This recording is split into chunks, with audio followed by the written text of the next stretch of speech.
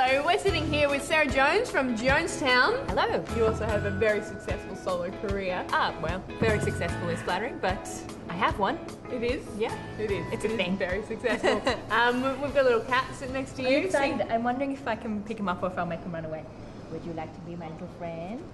Oh, whisperer. Yeah. No. Are you into it? Not into it. So right, I like before, apparently cats prefer if you don't make eye contact. Yeah. So when it was coming across in the shoot with Susie, we were ferociously ignoring it, which just made the situation worse. I know that that's what you're supposed to do with cats, but I can never do it because I have no self-control. Well, it's at a shot now, so we've succeeded at Goodbye, least a cat. little bit. I'm sorry. I love you. How's your festival going? You really got good. the Golden Gibbo nomination last year, and this year you've picked up the Moosehead. Yep, so you've had some great sweet development on the show. Yeah, we've How's been it going? super lucky. It's been great. Like the Moosehead's been really helpful because it does a lot of things, like pays for the rego and all those sort of things like that. Takes care of all the admin with it. We get a producer, but I think the best thing has been having a director. We've been paired up with Damien Callanan. Excellent. We're going to have a chat with him in a sec. Yeah, and he's so great. And I'm not just saying this because he's waiting slightly out of earshot. He's really great and gets our show, and it's been really exciting because it's the first time we've ever worked with a director. Yeah. And we were a little bit scared because you want to work with a director that will call you out in your shit but also still likes your stuff. Yes, so you work with Nicholas Johnson. That's as well. right. Yeah, So it's the a two of little you. double act. Excellent. So what's this show about this year? So it's sort of a show that explores psychological experiments. Nice. Basically, it's a bit like the movie Cube or Saw. Totally safe in a high-pressure environment like a mukbang festival. Yeah. It's basically about two idiots trapped in a science lab being held captive by an unseen robot who gets them to do psychological tests so that they can learn a lesson about a wrong they've committed in the past. And it's a sort of narrative sketch comedy show. Excellent, excellent. I've heard a rumour that there are a lot of props. Oh my, yeah, How are we're you finding prop your heavy. luggage? We're less prop heavy than last year, so we're really Whoa. excited. We're feeling quite liberated, and there's less food in the show, which makes us sad in some way because we're a bit hungry, but also it's less messy. Less ants, which is ideal. Fair enough. And you're up at the Portland Hotel? Yep, Portland Hotel, 7:15, the whole 7:15. run. Excellent. So what's your favourite thing about festival? We've had a chat I with thought you meant in the world. I was like, oh, so much pressure. My favourite thing in the world is unlikely animal friendships, you know, like when a dog and a monkey. But anyway. Is it? There's a YouTube video circulating at the moment about a little monkey patting some puppies. I Are know, you on that's that? the best one. It's so good. And he's like You're on touching it like this. Yeah. And keeps trying to look at their faces. It's great. Look it up when you get home, guys. Monkey makes friends with puppies. Yes, it's really nice. They're your keywords for your search bar. What's your favourite thing about festival? It's a very exciting time of year for us. It is very exciting. It's Comedy Christmas. I suppose this is really cliche, but just like all your friends. Yeah. I think like Comedy Festival in Melbourne it suddenly turns Melbourne to like a small town. Yeah, it's but really fun. Without some of the racism, still a little bit. Like it's like a little small town environment because everywhere you go, you're bumping into friends, and it's often old friends that from interstate or overseas that you haven't seen in a really long time and stuff. But you're just like toddling along, and you've got all your mates there. I think was it you who pioneered the Twitter hashtag sad MICF meals? Yes, it was. Yeah. This cooking show. Let's get it going viral.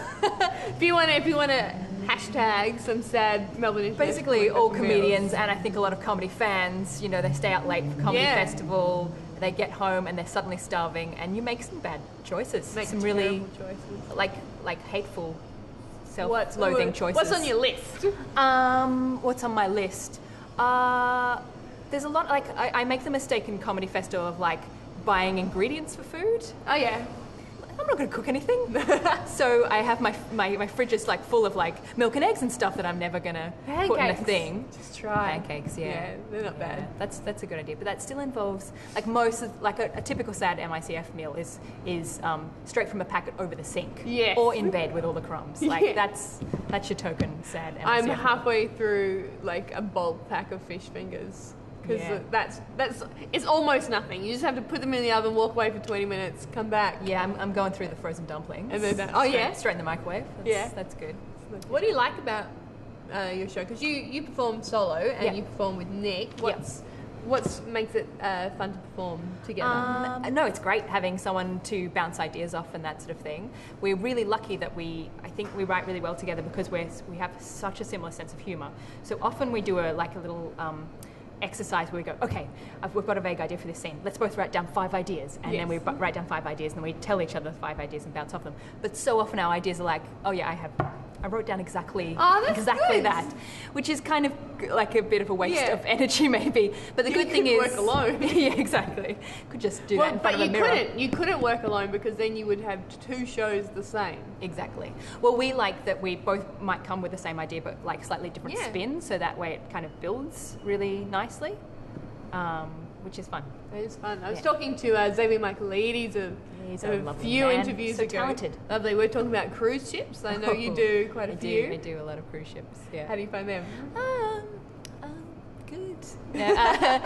It's not ideal for me, I suppose, because I'm a ventriloquist as well as doing other sort of comedy stuff. So I do ventriloquist shows on cruise ships, and they tend to often have a really much older demographic than you'd work to at a comedy club. Yes. And because of that, it has to be incredibly clean. There's a lot of cultural references you can't do, so it is a little bit limiting. Titanic. Yeah. But it's really nice, like I get to go to beautiful places and you get to actually work in a huge big theatre and stuff like that. And I think in terms of my development as a performer, it's really great to have that constant performing opportunity. Yeah, of course. That's fully supported by like a tech crew and everything like that. So yeah, I'm lucky. It's just sometimes I do go I get a little bit of cabin fever.